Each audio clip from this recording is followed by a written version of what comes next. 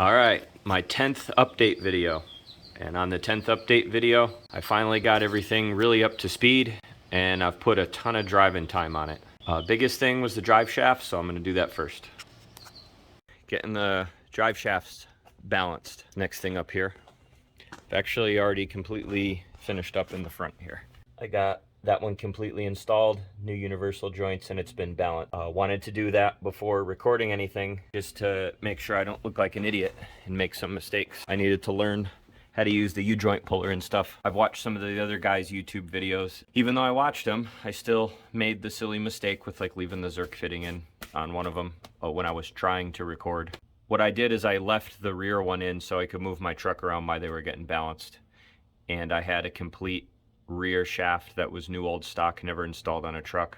And I'm gonna put that one in now. And here's that rear shaft. Even though the shaft had new Meritor universal joints in it, I ended up needing to switch to the spicers. The drive shaft shop said that the cups were a little bit different and that they didn't have the adapter there for it. I was a little thrown off by that, but I did look at it, and the Meritor universal joints have like a thicker cup and small in here. The drive shaft shop is really reputable, so I don't think they tried to rip me off. The U-joints weren't that much anyway. It's all balanced up. They said they weren't really that far off, but with some of the horror stories people have said, I figured make sure it was better to get it done than not. Before I do anything, I'm gonna take all the grease Zerk fittings out so I don't crush them by mistake.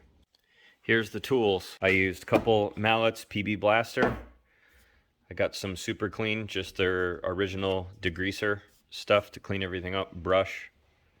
3/4 inch wrench to go with the cup installation tool, 1/2 inch wrench and socket for removing the bolts on the U-joint cups, 3/4 inch socket to also go with the cup installation tool, 5/16 with an extension, and I used both the screwdriver and the small ratchet for removing the Zerk fittings, 32mm to go with the U-joint puller tool. This might be different for you if you're using, I got a cheap one. I don't know if the good Tiger tool is different. 1/2 inch drive ratchet, torque wrench. I got the 1/2 inch on there too for the bearing cups. Got my impact here, and this is the cup installation tool. You're gonna hear me complain about this throughout the video, but I bought a cheap one thinking, whatever, I'm not gonna use it that much. If I was to do it again, I would have just bought the good proper Tiger tool one. This one's got really cheap soft metal. You can see how the threads started to deteriorate using it. I don't know what you actually call these, but the little forks, they don't seem to sit very well on the yokes. And then on the cup installation tool, the bolts it came with didn't match up with the threads, so I had to get my own bolts. And then, might be hard to tell in the video, but this surface, the end of the driver that goes down, isn't even straight, so luckily that's not too critical. Got some grease, and I use a grease gun, 18 volt one. The U-joints that I replaced are Dana Spicer part 5-279X. These are 1610 series U-joints, so you can go with other brands. All right, under the truck now, all these bolts for the U-joint cups are 1/2 inch. The ones I'm going to take off are going to be the 2 cups that are on the actual yoke of the differential, because I'm just going to pull everything off and leave these U-joints in this old shaft. That I got those off, I have my U-joint pull-in tool here. This is one of like the cheap copies of the better Tiger tool, and I noticed that it doesn't quite fit as well as the Tiger tool probably does, but it still works. You can see the reason why I'm saying it doesn't fit as good is see how it's not really I'm gonna call this part the fork. They're not quite engaging on the yoke as much as I'd like them to, and it does end up leaving a little bit of a mark. It's not the end of the world. But anyway, so the way that this works is you have your nut, and as you tighten it, it pulls the spoon down. And looking at it from the other side, it holds onto the yoke that's on the differential, and the forks push the yoke of the drive shaft away, which pushes out the cup on the opposite side. Let's see how this one goes. Oh, I just caught myself. I'm thinking too much about recording. I gotta get the grease Zerk fittings off, because They will get destroyed, which isn't the end of the world, especially if you're not reusing the U-joint, but it's going to impede the U-joint puller from working properly. So I'm going to get those out. Okay, I got those out. They can be kind of a pain in the ass. There's a bunch of old grease. It's actually the first time it happened, but all the bearings didn't stay in the cup. So we're going to have a mess of bearings. And then you just do the same thing to go the other way. I'm going to push that back in the cup.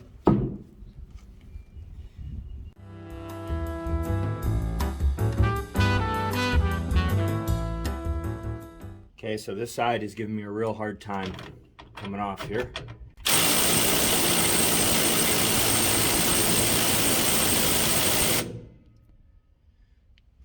So I'm going to try whacking it first and see if just some shock while I got it under pressure here.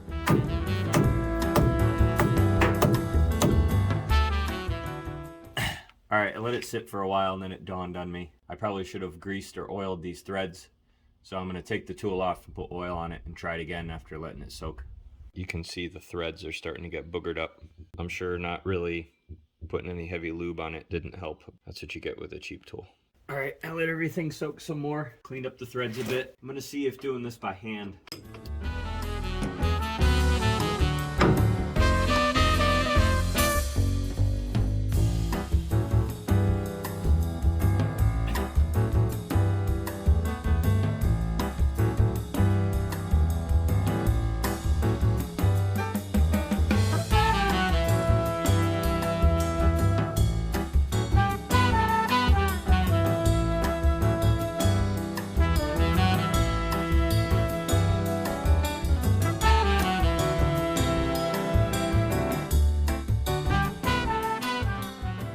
Okay, what a fiasco. Taking off this end that was at the transfer case, we had a mix between the tool being a piece of crap because it's a cheap one and the thread started giving out. But then also, for whatever reason, the cup, that second cup started driving out crooked and we didn't realize it.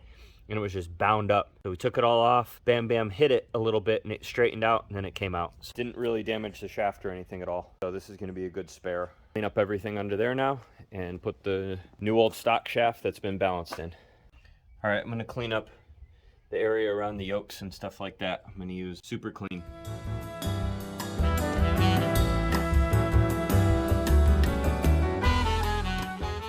All right, didn't go crazy cleaning everything up. I basically just wanted to make sure where the cups are going to press in are cleaned out. So now the fun of getting the shaft in here and hopefully installed before we run out of daylight.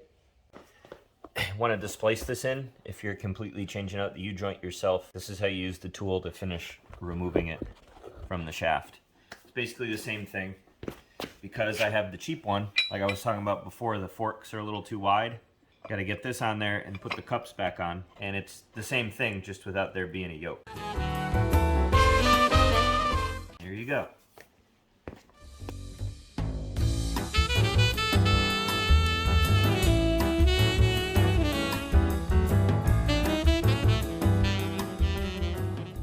So I just realized while pressing this cup in, this must have been on the yoke where the cup got stuck, and I can basically just push it in. It's not tight anymore. That's not really good, but I'm just going to continue with putting it together.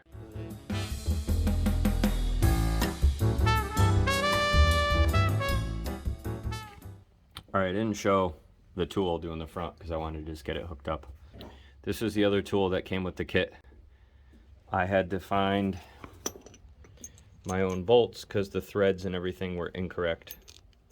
But basically what it does is you use some long bolts, you thread them into where the cup and cap screws go, and then it holds this, and then as you tighten this bolt, it pushes the cup in, unless it's like the front one that's messed up and you just push it in by hand.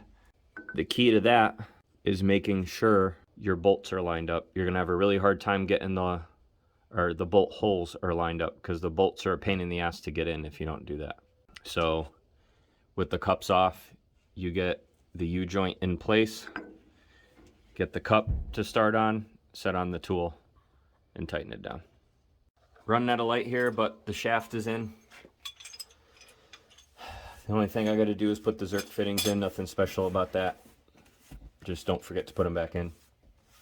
And since I'm at a daylight and I didn't look up the torque spec on all these caps, I'm going to look that up this evening and load up the grease gun. And then I'm going to grease everything and wrap up this project after work tomorrow.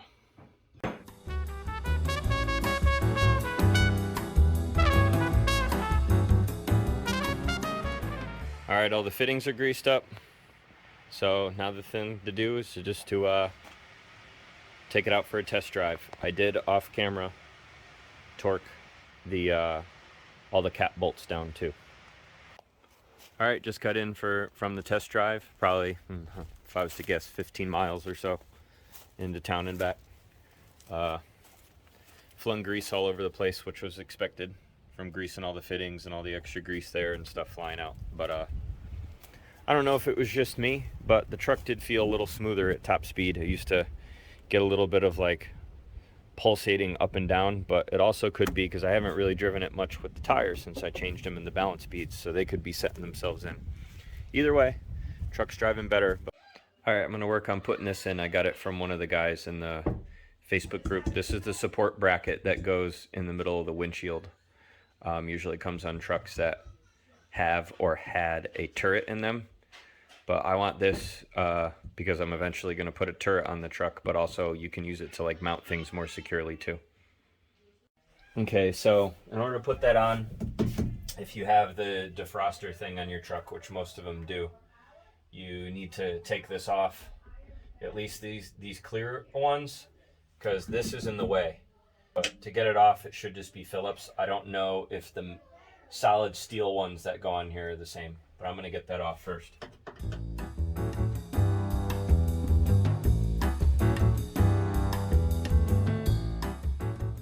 Okay, I got that off. So you can see down in there, there's no bolts right there, but it bolts there. And then the two bolts are in this one. So I'm going to get those out first and then fit it in there and try to get it all bolted up.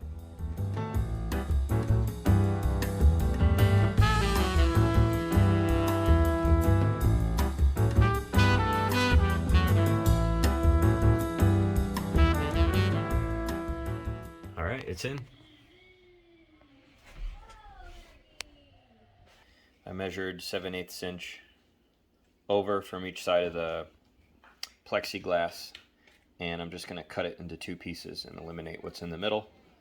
That'll leave plenty of space for that support. And I'm going to use a razor and kind of cut. This was already missing right here, but I'm going to use a razor and cut those nice so that they don't get damaged.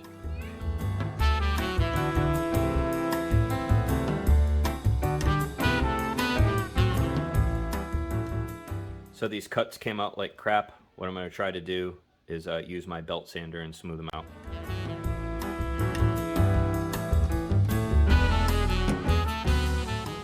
Not my best work, but for this it'll do.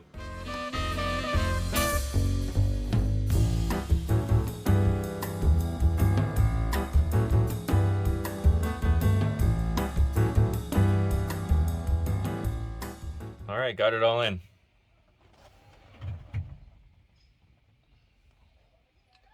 I lost a washer at some point. I just gotta add that. And one thing I haven't liked about this thing the whole time is it just sort of moves. Maybe at some point I'm gonna get something